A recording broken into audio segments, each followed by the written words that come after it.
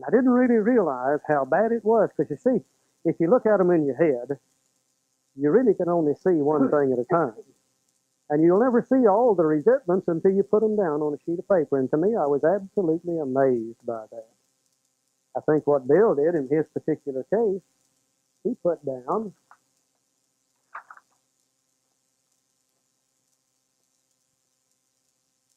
Mr. Brown, Mrs. Jones, my employer, and my wife. Now, I'm sure, as I said a while ago, that Bill had more than that. But he probably didn't want to take up any more space in the big book. And very simply, we listed those. Now we go to the second instruction. The second instruction says, we ask ourselves why we were angry. We ask ourselves why we were angry. We go back to each name, and very carefully at the side of the name, we put down the cause of the anger. Working always from top to bottom. Now this time our mind is concentrating on one thing and one thing only. Why am I mad at those people? And it's very simple and very easy to do. I've never seen an alcoholic yet that not only didn't know who they're mad at, but by God, they know exactly why they're mad at them too. There's just no doubt in their mind why they're mad. And all we got to do is take it out of our mind, put it down on a simple piece of paper. Bill, in his case, he put, I'm resentful at Mr. Brown. The reason he's resentful at Mr. Brown is because of his attention to my wife, told my wife and my mistress, and Brown may get my job at the office. You know, I don't really blame Bill. I'd probably be getting a little bit upset here, too, if he's fooling around my wife. Sure be mad if he told my wife and my mistress, and he might get my job at the office. He's mad at Mrs. Jones. She's a nut.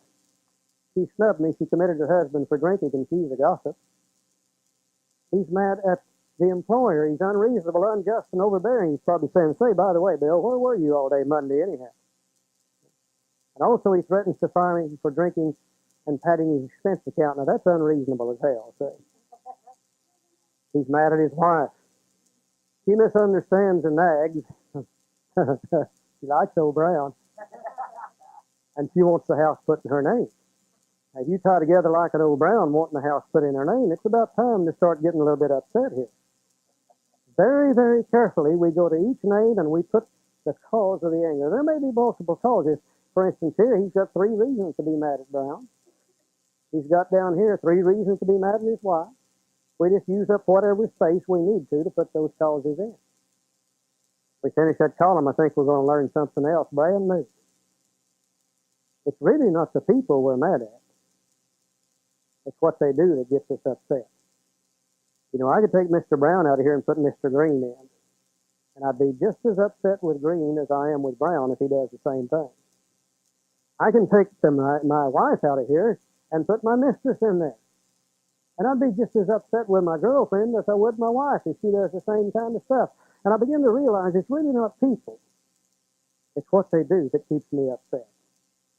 That's some good, valuable information that I'm going to use just a little bit later on. Now then, we look at the third instruction. The third instruction says, in most cases it was found that our self-esteem, our pocketbooks, our ambitions, our personal relationships, including sex, were hurt or threatened, so we were sore, we were burned up. On our grudge list, we set opposite each name our injuries. Was it our self-esteem, our security, our ambitions, our personal or sex relations which had been interfered with? We were usually as definite as this example. It would be impossible for me to be upset with you unless you in some way have threatened or interfered in some way with one of my basic instincts of life. So I go back to my chart and I very carefully look at self-esteem. And we start at the top and we work to the bottom always, using one thing and one thing only, keeping our mind concentrated on one thing. Was it a threat to my self-esteem? If so, I put a little check mark in here. I go down to the next one. Was it a threat to my self-esteem? Was this a threat to my self-esteem? If so, I check mark. If not, I leave them blank. And when I work the self-esteem column, I come back and work the personal relationships column. Then I come back and work the material column the emotional security column. And as I begin to work these, I begin to notice things. I begin to see certain patterns develop. I begin to notice me maybe checking self-esteem on practically every one of them. And that begins to show me that I really have a problem in that self-esteem area. Or maybe I find that I begin to check the majority of them under the material security column. Or maybe under the hidden sex column. Chances are it's going to be a combination of all. But each of us will find certain ones of these columns predominant in our lives, and we'll begin to see the things that give us the majority of the problems. We're looking at grosser handicaps. We're not trying for perfection. We're looking at grosser handicaps. And we begin to see those things within ourselves that really create these problems. I think when we finish that column up again, we're going to be amazed, because we're going to realize that it's really not them, it's really not what they do, but it's our reaction based upon the three basic instincts of life which causes that anger, that resentment. Now, I never knew that before. I've always known that anger gave me a problem. And I've always known that I said and did things out of anger that immediately I would turn right around and be sorry I said them, and I'll say I'll never do that again, and next week I'll do it over and over and over. And I've always tried to control anger. But I never could do anything about it because I didn't know where it came from. You can't solve a problem unless you know the problem. And when I finish this chart, I begin to see for the first time in my life where my anger really comes from. It's not them. Now, I had to have their name down there. It's not what they do, but I had to have that down there in order to be able to see what part of self is affected and see where my anger really comes from. And you know, I know this is absolutely true.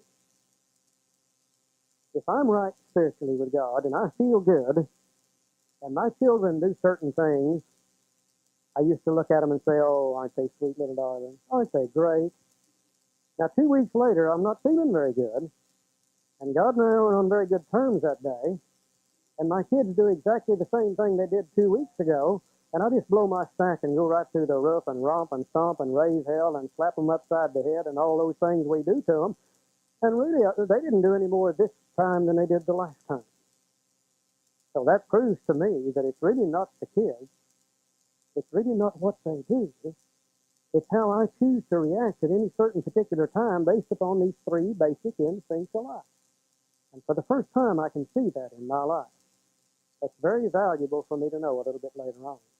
Let's see what old Bill did here with his.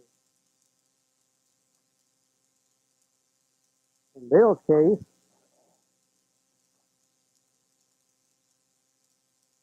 he's mad at his wife because he's mad at Mr. Brown because of his attention to his wife, told his wife of his mistress, and Brown might get his job at the office.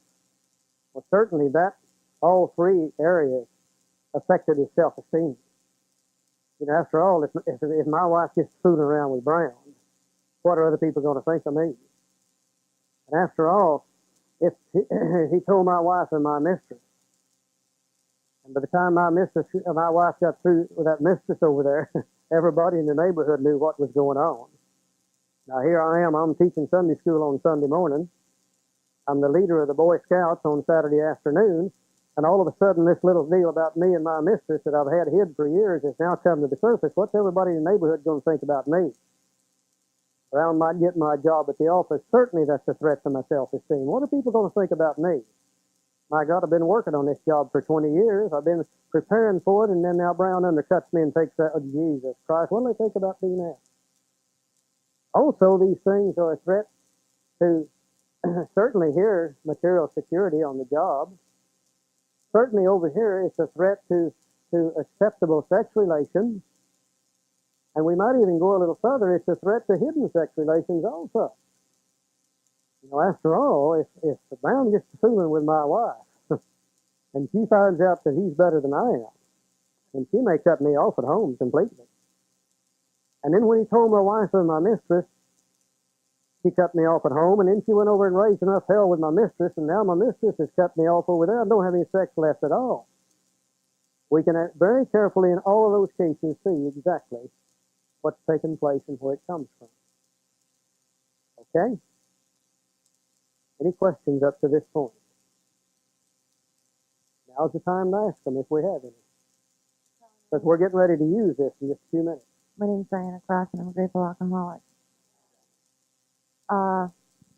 Wouldn't, on Mr. Brown, wouldn't his personal relationship be affected by at least the first two of those items? Probably so, yeah. Mm-hmm. So, Yeah, these are just thrown in here as an Okay. example of where we put the check mark. Okay. Also, one of the gals that I'm not working with as such, but she's working on her fourth step using this format, was complaining that she could only think of 6 people she was really resentful at. And I said, you need to go back, as far back as you can remember. And it doesn't have to be a deep core resentment as far as, you're ready to kill or something that's just confusing, just an angry area. Right. And the reason I said that is because I felt that if she's like me, and knowing her history as much as I know of it, that she probably had a lot of people, a lot of things, and a lot of places that she was angry at, but she didn't feel that they were deep-seated resentment. Yeah, actually, a resentment is nothing more than to refeel. That's what the word means. It comes from the old word re, which means to do again, and the word centaur, which means to feel. And a resentment is nothing more than to refeel. Now, somebody does something to me. That's probably a wrong on their part. Other people are sick with self also. And when they do something to me, it hurts. But that's not a resentment when that happens. It is only a resentment when that person and I separate and then I go off somewhere else. Maybe I go home or I go across town and I sit down and I refeel that. I replay that in my mind. Now, as I replay that in my mind, then I feel all that pain again. Now, tomorrow I'll replay it again and feel the pain. And next week I'll replay it and feel the pain. And the stupidity of it is this. The first time they did it, it was their fault. But every time I replay it and feel that pain over again, I'm doing that to myself. And I do that over and over and over and over and over. And there's no way that God can enter a mind filled with that kind of stuff. Now, in addition to the refeeling of this thing, I'll notice another thing about my resentments is that every time I play it over in my head, it gets a little bit worse. And they get a little bit worse, and I get just a little bit better. The first time I play it in my head, I say, well, I was just standing there, and he came along and did that to me. The second time I play it over in my head, I was just standing there with my halo hanging out, and he come along and did that to me. And every time he gets worse and worse, and I get a little bit better and better. There's a reason for that we're going to look at in just a few minutes. A resentment is kind of like a replay machine on television. We've all seen them. If any of us that love football games, for sure, see them. Now, in a football game, you see one of those guys get hurt. And you can tell it's hurt him pretty bad. Now, as soon as he gets hurt, they'll do one of two things. They'll either get him up, get him on his feet, and put him back in the game, or they'll pull him out of the game, one of the two, and the football game goes right on. But after a while, the announcer said, let's look at that again. And he runs that replay machine, and this time he runs it in living color and slow motion. And the guy gets hit, and you can see the expression on his face this time, and it looks twice as bad, and it looks like it hurt a hell of a lot more than it did in the first time. We alcoholics have a replay machine in our head. We get up in the morning, and we take our little replay machine up here in our head, and we tune it up in living color, and we shine it on the world all day long. And we record only those things that are bad. And then we go home at night and we replay that thing to make ourselves sick, is what we really do. And every time we replay it at night, it resembles not really what happened, but they got a little worse and we got a little bit better. Now, some days we've got our replay machine shining on the world and nobody does anything to us. And we don't have anything to record.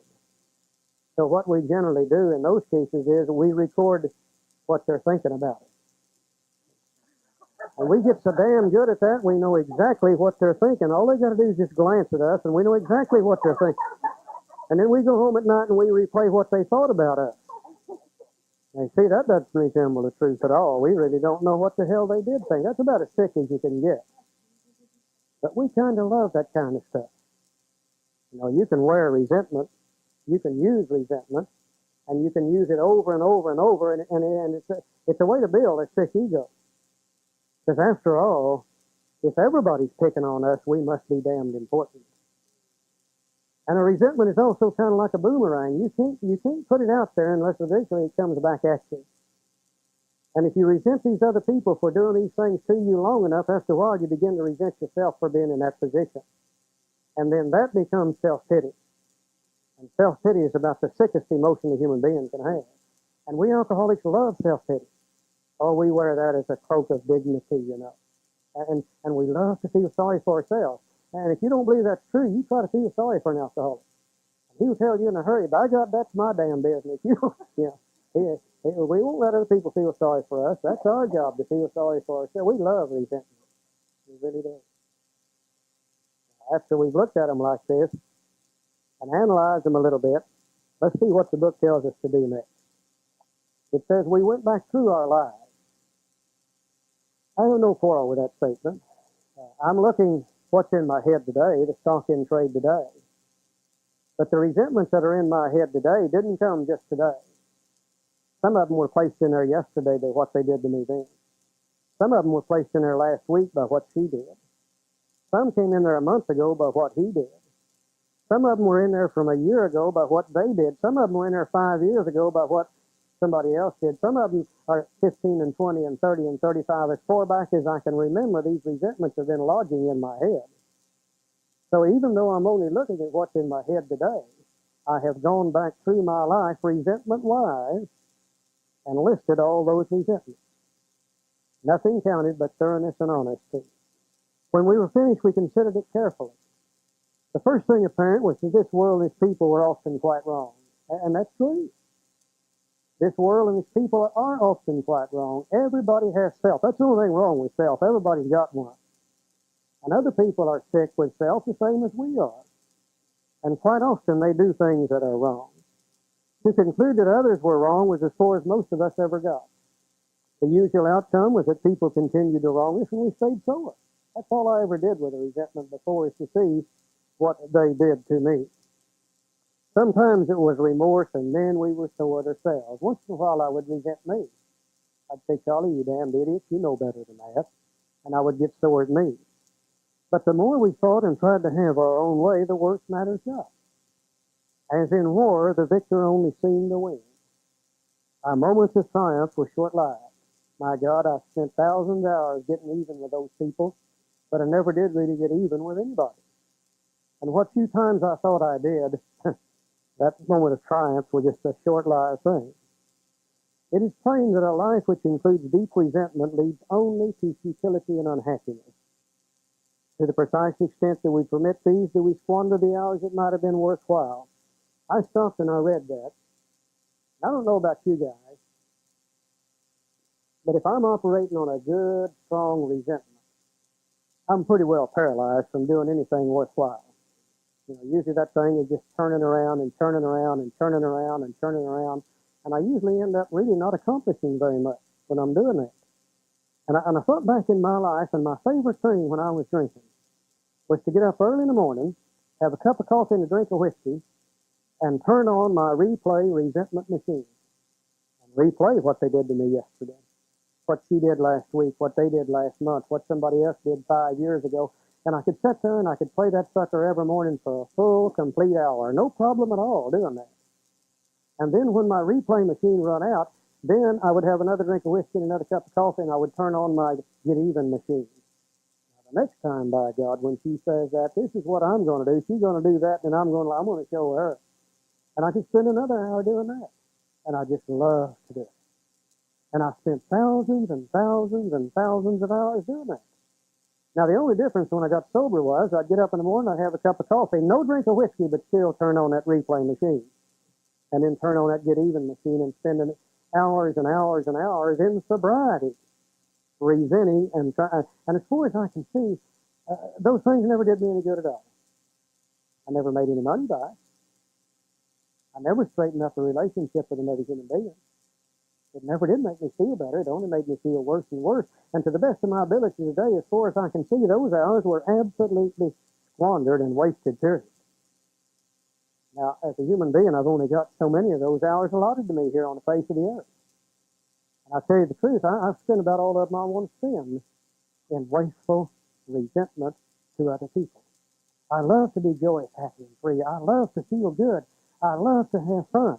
And I don't want any more of that crap in my life. I want the rest of them that I got left, whatever the number is, I want them to be joyous, happy, and free. I want to be peaceful.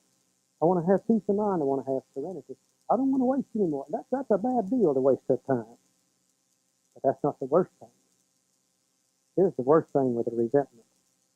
But with the alcoholic whose hope is the maintenance and growth of a spiritual experience, this business of resentment is infinitely grave. We found that it is fatal. For when harboring such feelings, we shut ourselves off from the sunlight of the Spirit. There's no way that God can enter a mind that's turning on resentment. There's no way that God can enter a mind that's turning on good even. And we block ourselves off from the sunlight of the Spirit. Now, blocked off from the sunlight of the Spirit, the mind begins to seek a way to feel better. And for we alcoholics, it always goes back to that thing that always made us feel so good, and it begins to say, I believe a drink would make me feel better. Or I've been sober 90 days, and I've proven I'm not an alcoholic. This time I could have two, and all of a sudden insanity returns. And insanity for me is to believe that I can drink. And when insanity returns, then I drink, and with us to drink is to die.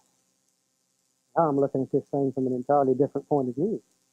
It really doesn't make any difference whether a resentment is justified or unjustified.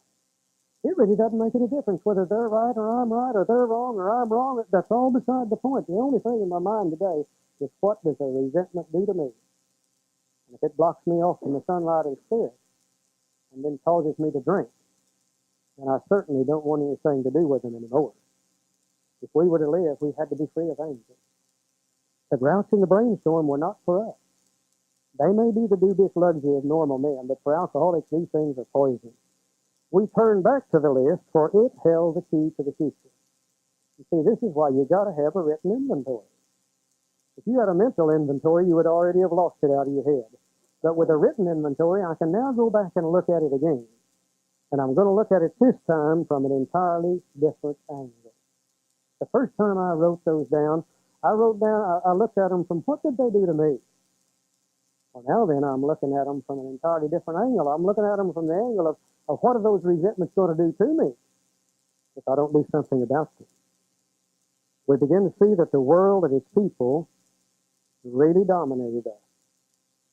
And that state, the wrongdoing of others, fancied or real, had power to actually kill. I read that, and I stopped and I thought, oh my God. Here I'm the guy that always said and was proud of the fact that I stand on my own 2 feet. Nobody tells me what to do. I run my own show, and I don't listen to anybody. When I read that statement and thought about it, I suddenly realized that other people have been telling me what to do all my life through my resentment toward them, because they controlled how I thought. And if they control how I think, then they're also going to control how I act, and they control my entire life for me. And I suddenly realized, I never have had control of it. Other people have always dominated me throughout my entire lifetime through my resentment toward them. And when I realized that, I said, oh, Christ. Hell, some of these people have been dead and buried for 15, 20, 25 years. And they've been reaching out from the grave, and they've had me by the yang-yang as far back as I can remember, telling me how to run my life. And when I realized that, I said, I'm through with that game. No longer do I let those people live in my head rent-free. I want God to direct my thinking. And God can't direct my thinking if other people direct my thinking, dead or alive. It doesn't make a damn bit of difference. So I said then, so the book says, I said, how could we escape? We saw that these resentments must be mastered, but how? We could not wish them away any more than alcohol. You can't wish a resentment away. A resentment comes from self-will. God made self-will. Only God has the power to overcome self-will, but I tell you what will happen to you. Through the listing of these things, and through the seeing the cause and the part of self-affection, when you really put these down on paper, about 90% of these appear stupid as hell. And we alcoholics fancy ourselves as reasonably intelligent people, and we don't like to appear stupid. And when we see the truth behind some of those, we're going to feel so stupid that they're going to disappear. But there's going to be a few of them that are going to hang in there. And those that hang in there are tough, and they're hard to get rid of. And self can't get rid of them. This was our course. We realized the people who wronged us were perhaps spiritually sick. Though we did not like their symptoms and the way these disturbed us, they, like ourselves, were sick too. We asked God to help us show them the same tolerance, pity, and patience that we would cheerfully grant a sick friend. When a person offended, we said to ourselves, this is a sick man. How can I be helpful to him? God saved me from being angry, thy will be done. You know, hell, this thing is saying, oh, this thing is saying you got to pray for some of them people. I've heard over and over and over and over about the third step prayer, the seventh step prayer. I never hear about the fourth step prayer. This thing is telling me that some of these people that I hate so deeply that by God I may have to pray for them in order to get rid of that resentment. Simple, but not easy. A price has to be paid. It meant the destruction of self-centeredness. Nobody said this is going to be an easy job, but it's a relatively simple job. Let's look at one of the finest examples of prayer on resentment that I think we could find anywhere, and that's on page 551, I think.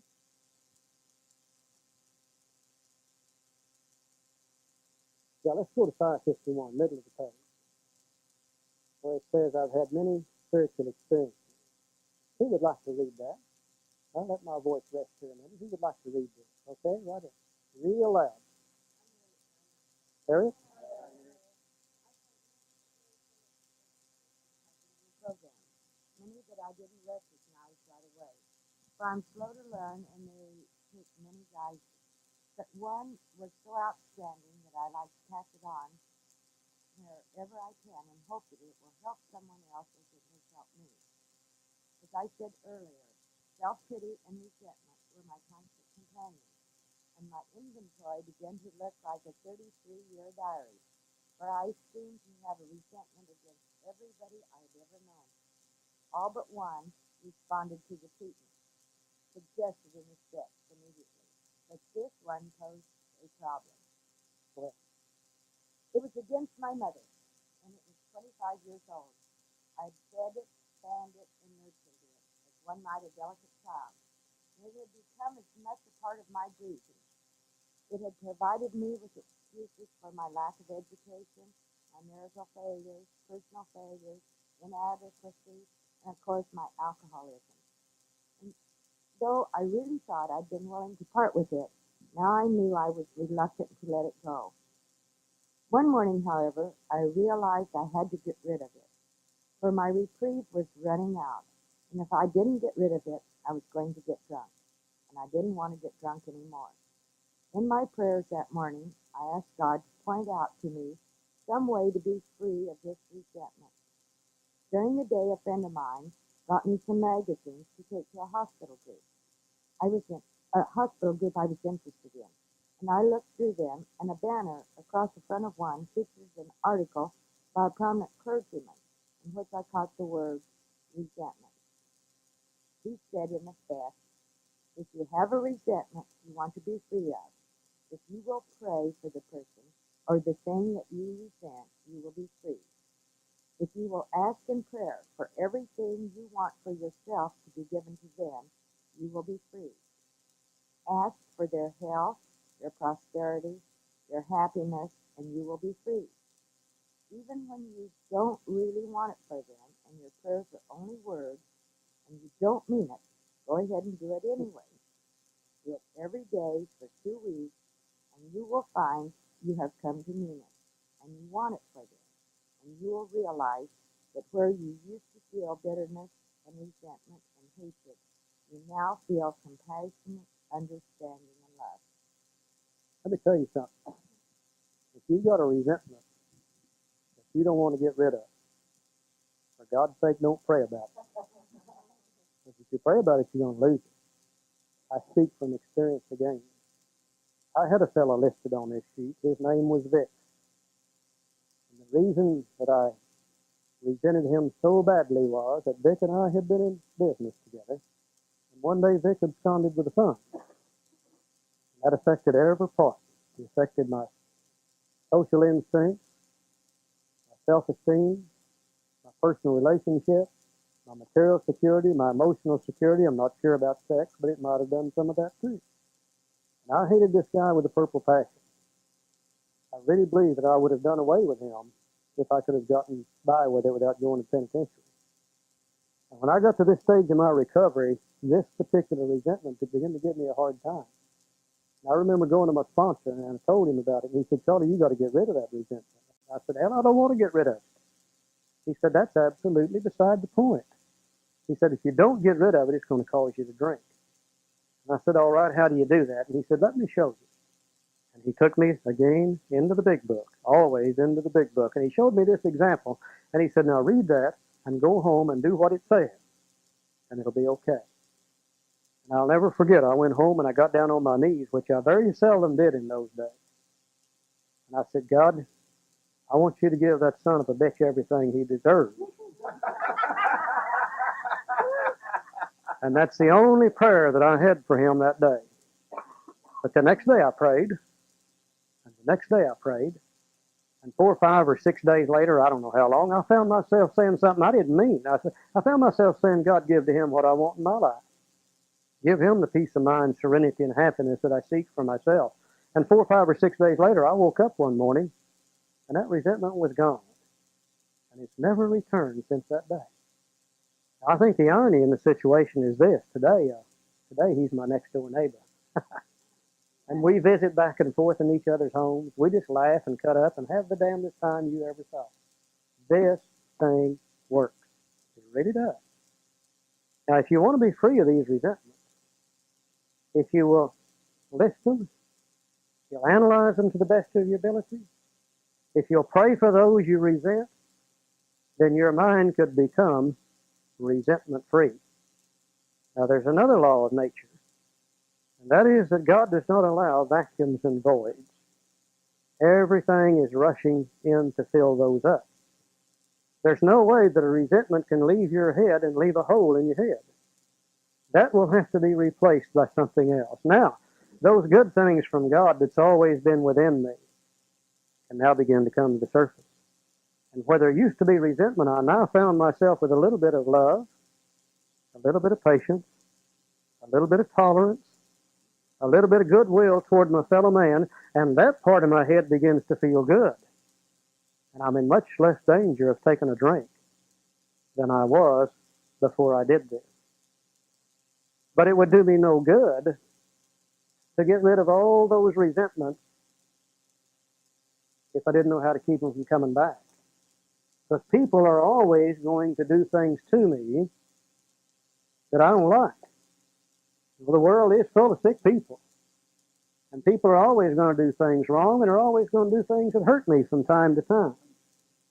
And if I didn't know how to keep those resentments from coming back, tomorrow I'd get a new one.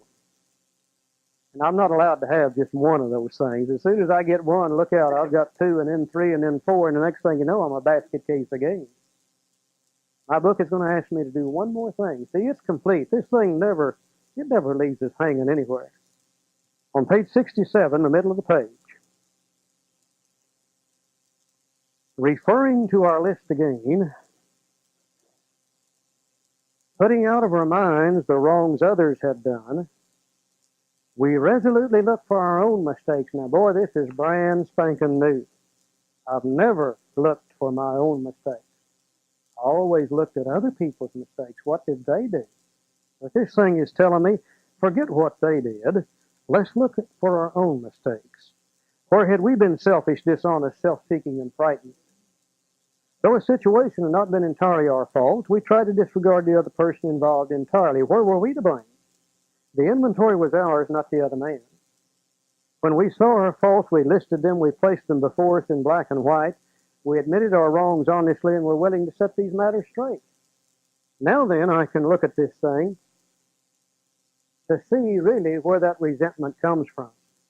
And I think this is the most revealing thing of all. The 4th column says, What's the exact nature of my wrongs, faults, mistakes, defects, shortcomings?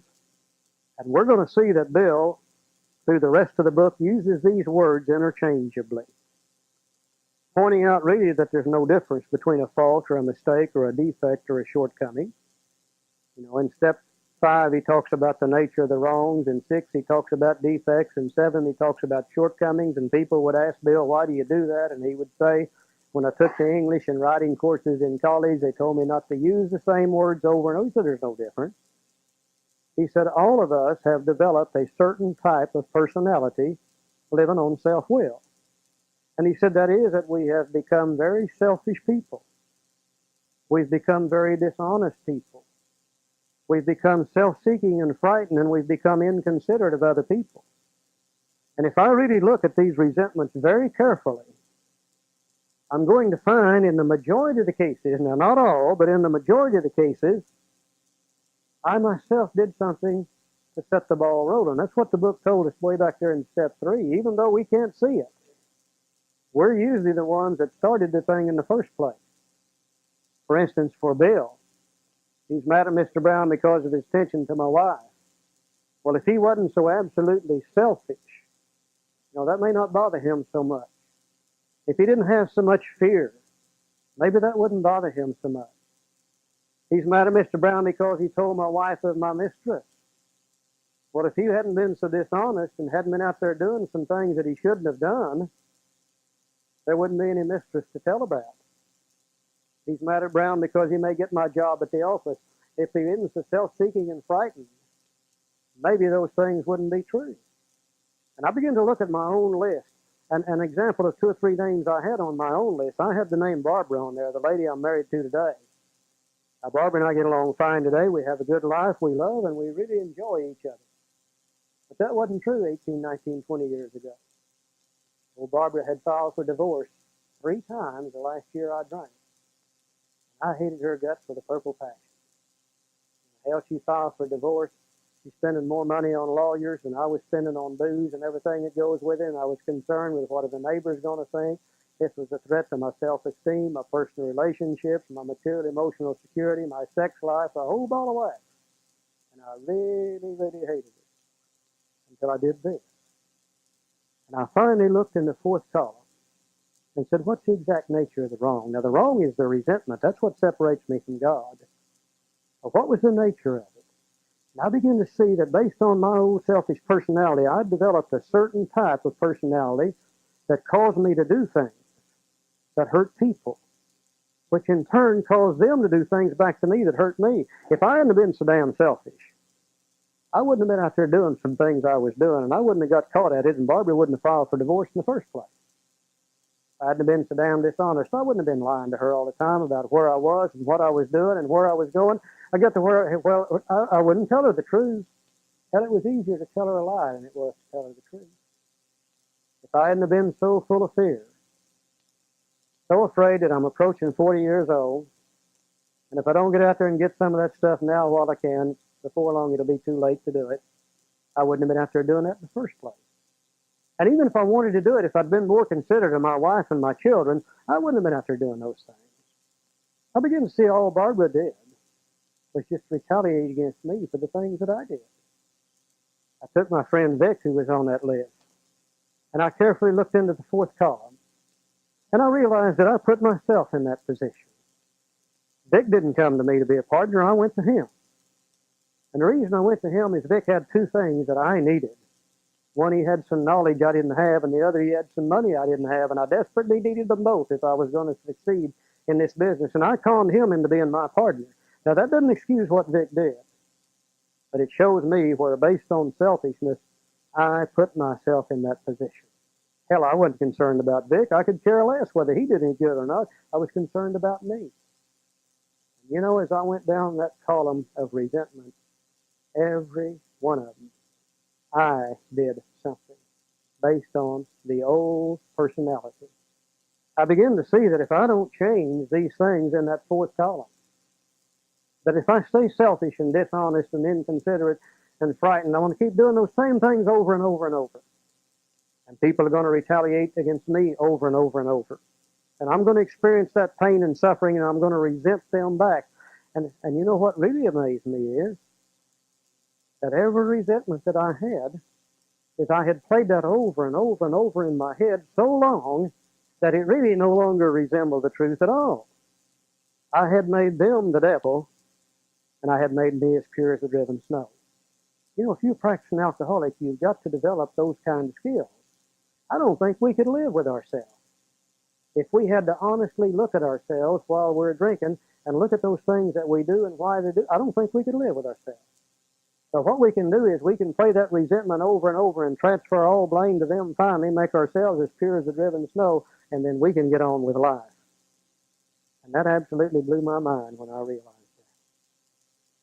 Now, there may be one or two resentments on there that you didn't have anything to do with. Maybe they did it to you as a kid growing up. Maybe mama did it, daddy did it, brother did it, the neighbor did it. It doesn't make any difference. But if we're still holding that resentment today, and if we still realize that that thing is blocking us off from God's will and still hold that resentment, then I think it's time for us to look at it and see what are we using it for. We got to be using it for something. We got to be getting something out of it, or we wouldn't be carrying it with us. The lady in the story, she used her resentment against her mother to justify her marital failure. She used it to justify her lack of education. She used it to justify her alcoholism. Bull crap. I don't care what mama did to her. That didn't cause those things to happen. Now, if we're still carrying it today, we are either so selfishly holding on to it that we're afraid to turn it loose, or we're using it probably to justify not doing some things that we should do, or just as important, we might be using it to justify doing some things that we should not be doing. There's a group of people in AA today that I feel sorry for. They're sitting around in AA meetings, and they're rehashing the past, and they're talking about what mama did, what daddy did, what brother did, and they go around and around and around and around the table talking about these things, making themselves sicker and sicker and sicker and sicker. I think it's time that instead of talking about the problem, we ought to be talking about how do you get rid of the damn problem.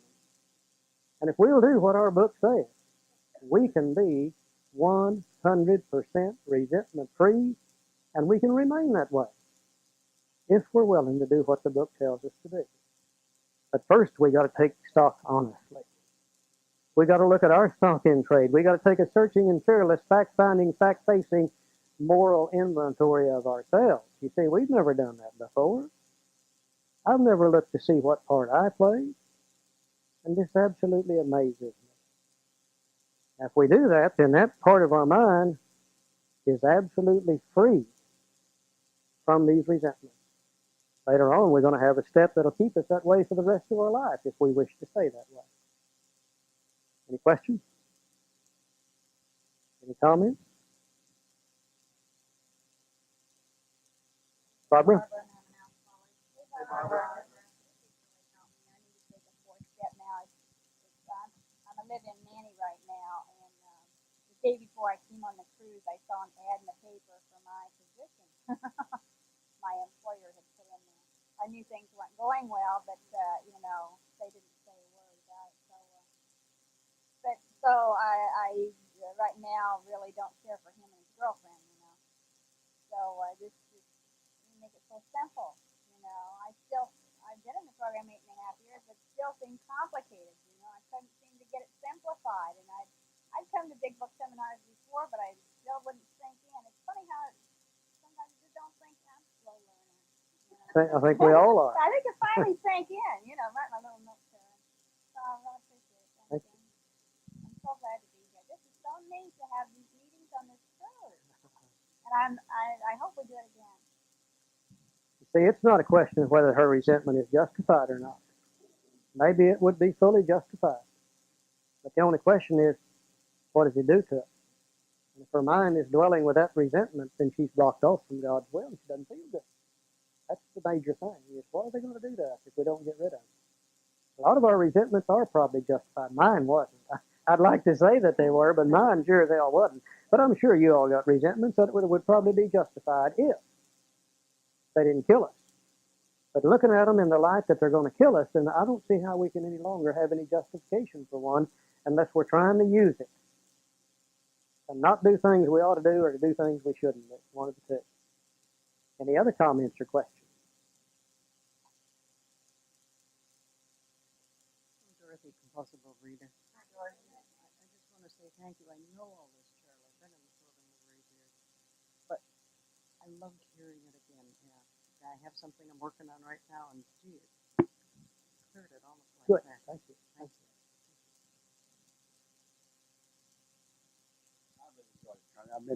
I've heard you before and your tapes, but this cruise has been tremendous. Sometimes to take another drink after you get all those restless, irritable, discontent, and all that stuff may not be as bad as the results you obtain without the drink.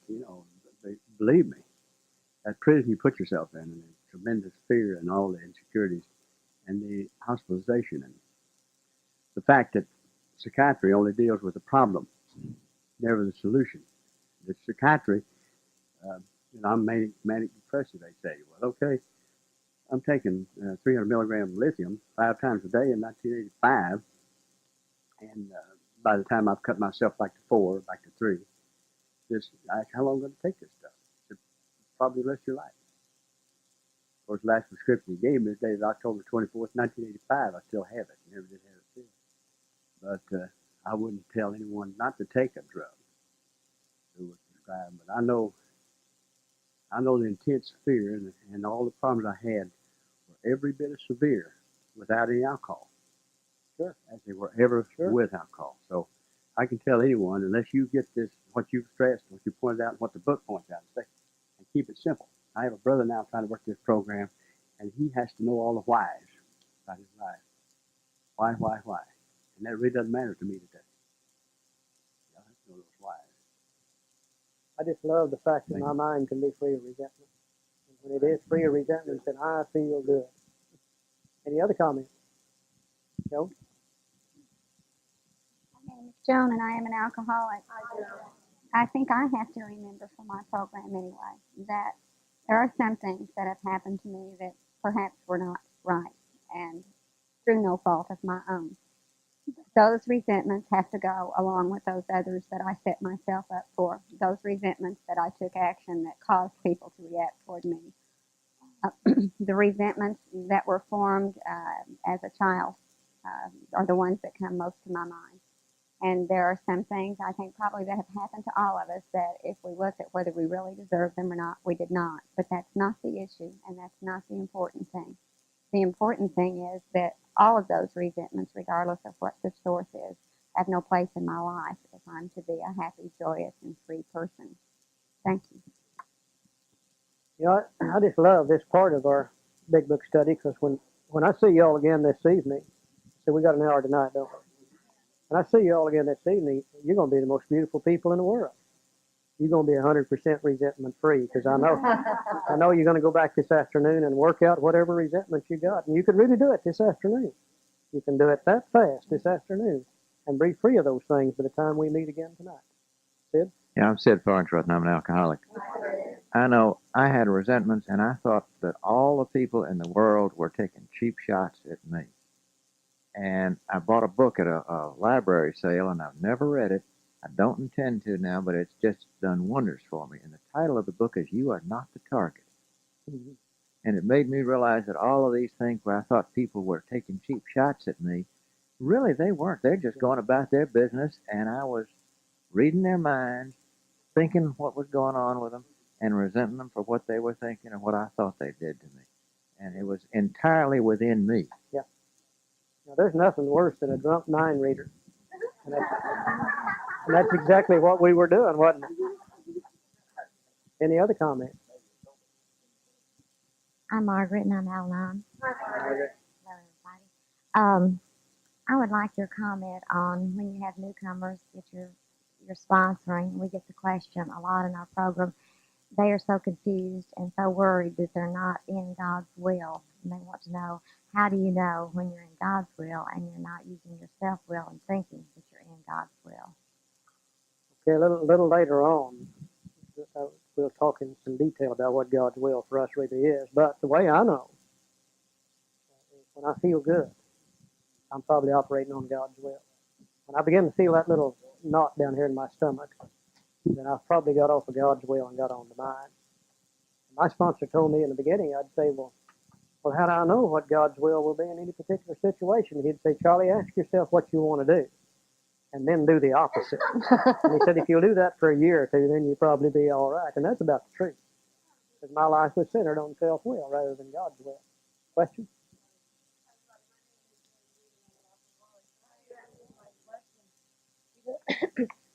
Not sure whether it's God's will or whether I'm being superstitious and I want it to be God's will. And the most recent situation was wanting to go over to St. Croix.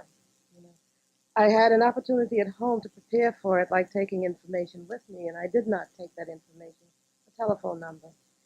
And the day I decided that to go over to St. Croix, my uncle lives in St. Croix, the day I decided to do that, several things stepped in my way.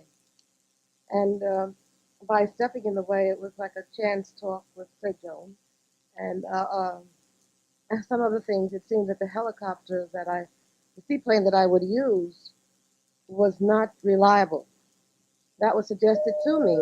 And I still went ahead and went over there to check, and I found out, sure enough. Ladies and gentlemen, may I have your attention, please? This is a reminder to all non-US citizens who left their passports and documents for immigration inspection.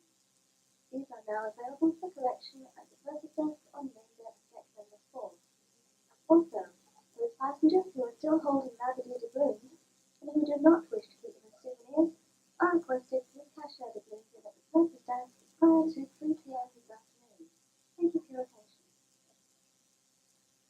When I went over to that seaplane place, I realized that they really were unreliable. Good morning, ladies and gentlemen. I have your attention, please.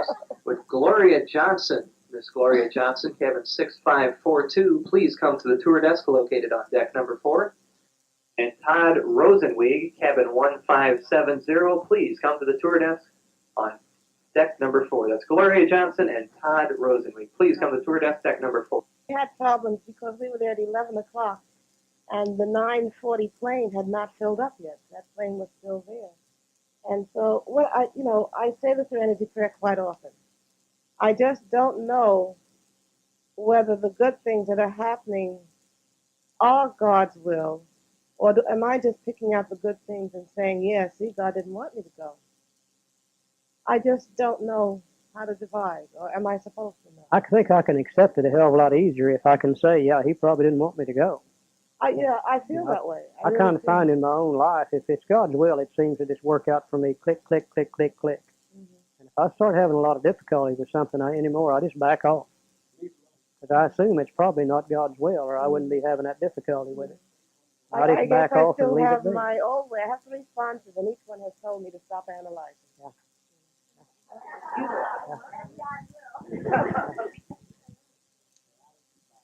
Now, we got 2 other parts of step 4 to do, and I know you all are beginning to say, well, how are we going to get through with the big book if we're going to keep going so long?